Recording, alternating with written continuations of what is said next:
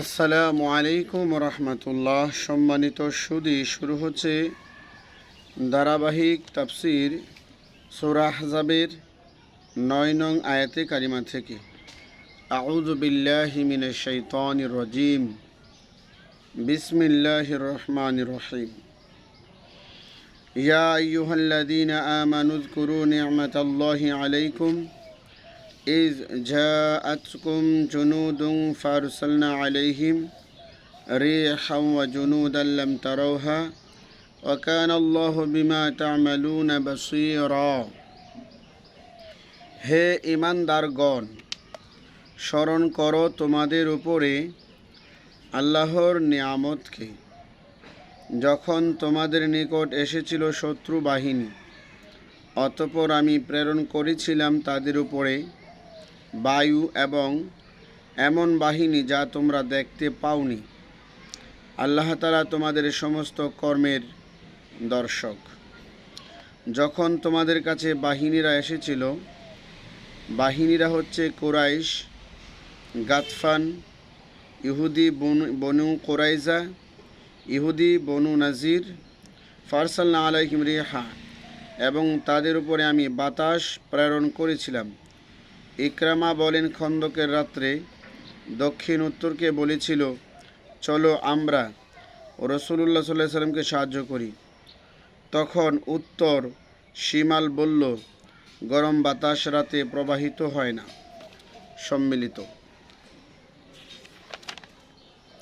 সম্মিলিত বাহিনীর উপর যে বাতাস প্রবাহিত হয়েছিল তা ছিল পুবাল বাতাস। তাদের উপরে আল্লাহ তাআলার ঠান্ডা বাতাস প্রবাহিত করছিল, ফলে তাদের তাঁবুর খুঁটাগুলো উপড়ে গিয়েছিল, তাঁবুর রশিগুলো ছিঁড়ে গিয়েছিল, আগুন নেভে গিয়েছিল, ড্যাকগুলি ঠান্ডা হয়ে গিয়েছিল, ঘোড়াগুলো দিক বিদিক ছুটাছুটি করছিল।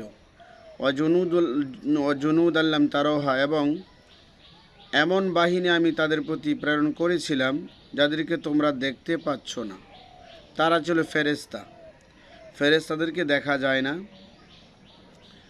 এই কয়েকটা গোত্রর বিরুদ্ধে মুসলমানরা জয়যুক্ত হয়েছে।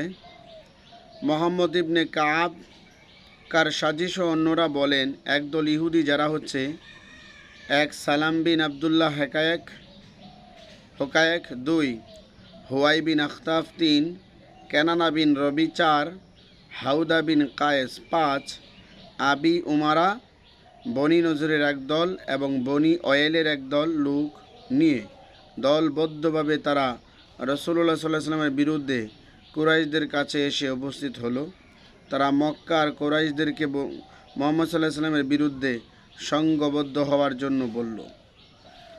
সংঘবদ্ধ হওয়ার পর ঠিকই যুদ্ধ হয়েছিল, কিন্তু আল্লাহ রব্বুল আলামিন আমাদের নবীকে, প্রিয় নবীকে এই যুদ্ধের মধ্যে জয়যুক্ত করেন, জয় লাভ করেছেন এবং বিজয় দান করেছিলেন। ইহুদিরা ধ্বংস হয়েছে।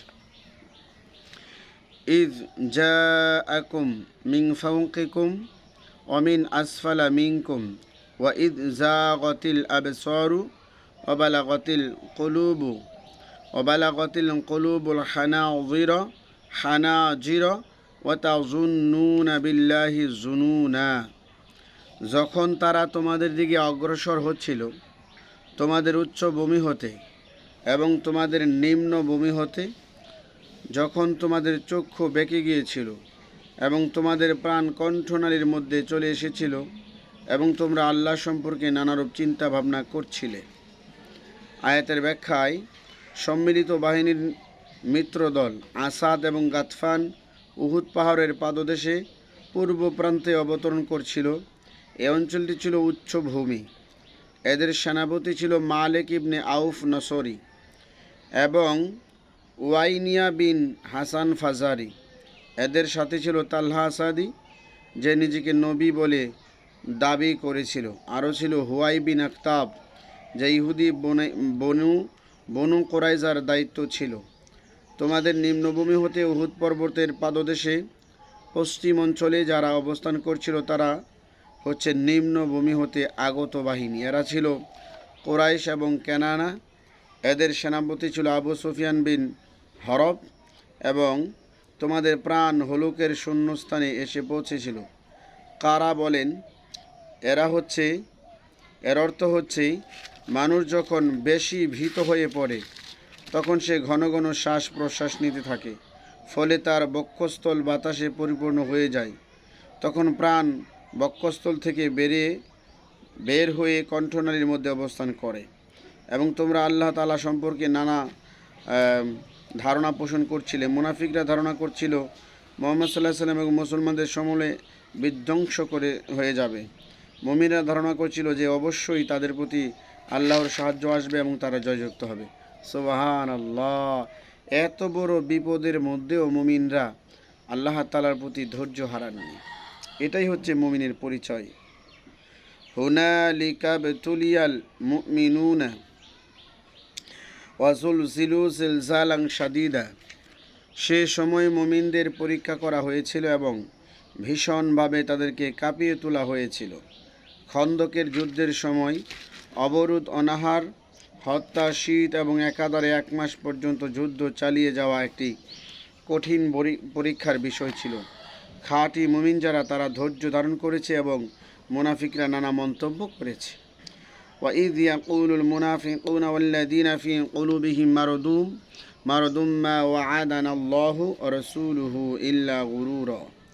মুনাফিকরা এবং যাদের অন্তরে ব্যাধি আছে, অসুস্থতা রয়েছে, তারা বলতেছিল, আল্লাহ এবং তার রসুল আমাদেরকে প্রবঞ্চনার ওয়াদা ছাড়া কিছুই দেয়নি। নাউযুবিল্লাহি মিন যালিক। আল্লাহ এবং রসুল তাদেরকে প্রবঞ্চনার ওয়াদা দিয়েছে, অর্থাৎ তারা ভয় করছে যে তারা জয়যুক্ত হতে পারবে না। وَإِذْ قَالَ طَائِفَةٌ مِّنْهُمْ يَا أَهْلَ يَثْرِبَ لَا مُقَامَ لَكُمْ فَارْجِعُوا وَيَسْتَأْذِنُ فَرِيقٌ مِّنْهُمُ النَّبِيَّ يَقُولُونَ إِنَّ بُيُوتَنَا عَوْرَةٌ وَمَا هِيَ بِعَوْرَةٍ إِن يُرِيدُونَ إِلَّا فِرَارًا। যখন তাদের একদল বলতেছিল, হে ইয়াসরিববাসী, তোমাদের কোনো অবস্থান নেই, অতঃপর তোমরা চলে যাও।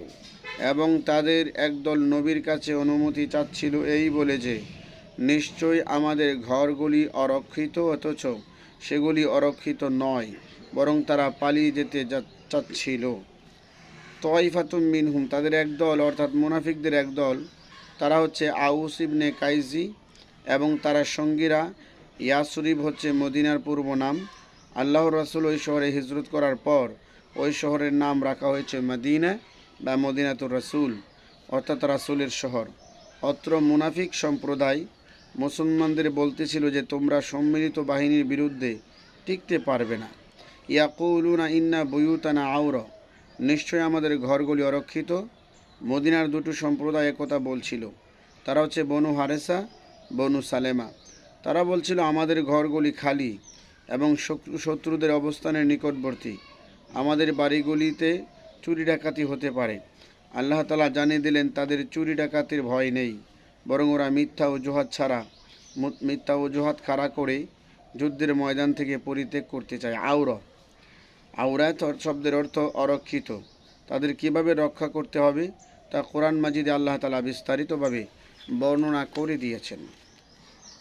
ওয়ালাউ দুখিলতা আলাইহিম মিন আকতারিহা সুম্মা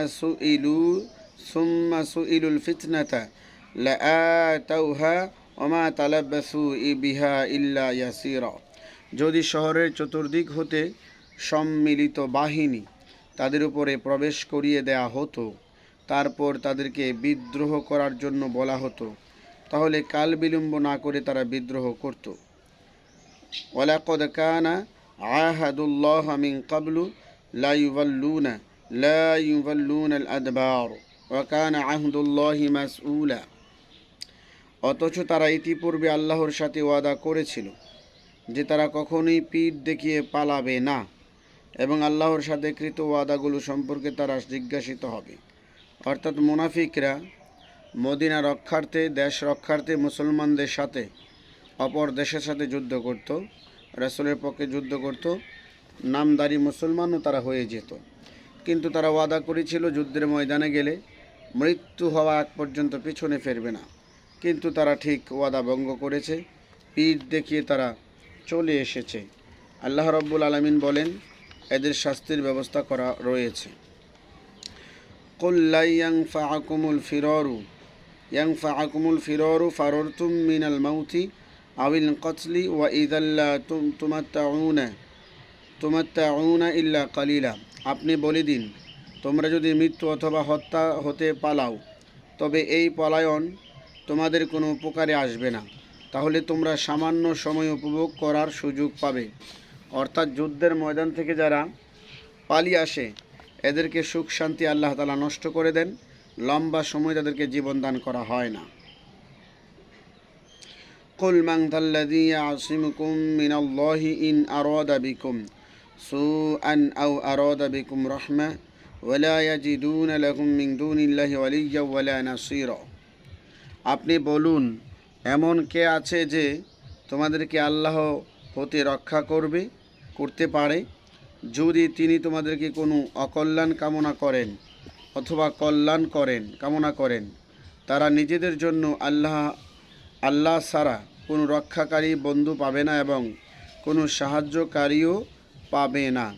আবু জাহেল আবুল আহাবের জন্য আল্লাহ তাআলা অকল্যাণ ধার্য করেছেন, পৃথিবীর কেউ তাদের অকল্যাণ ঠেকাতে পারেনি। মুহাম্মদ সাল্লাল্লাহু আলাইহি ওয়াসাল্লাম এবং তার সাথীদের জন্য আল্লাহ তাআলা কল্যাণ ধার্য করেছেন, পৃথিবীর কেউ এই কল্যাণ ঠেকাতে পারেনি। قد يعلم الله المعوقين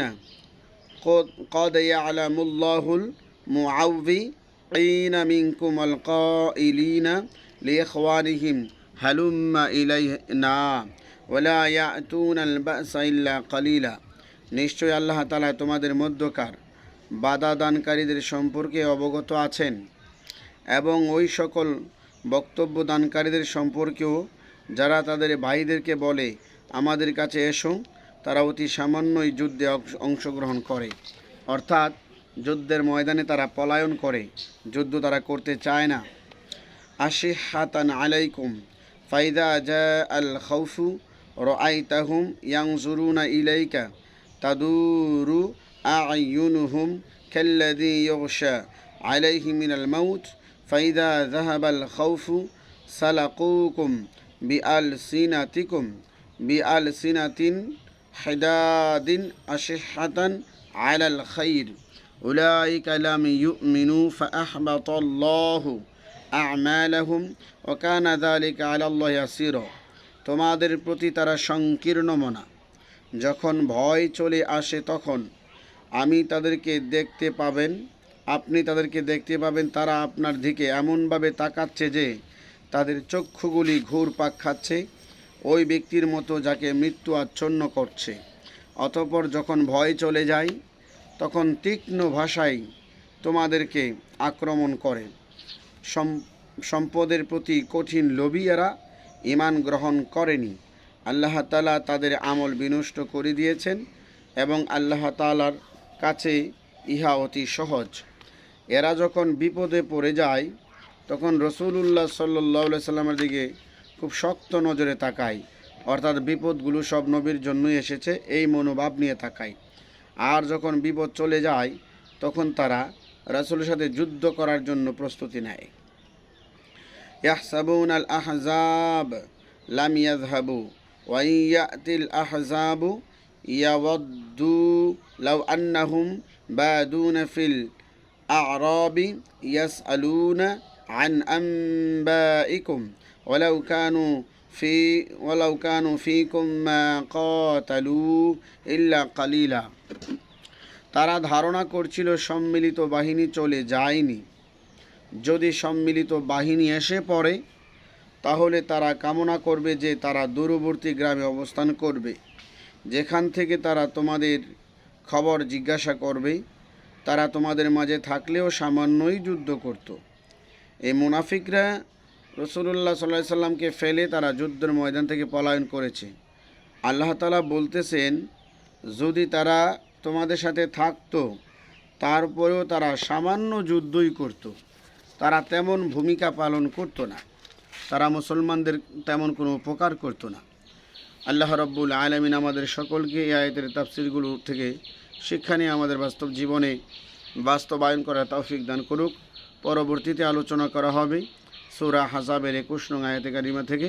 আজকের জন্য সমাপ্ত। আসসালামু আলাইকুম রহমতুল্লাহ।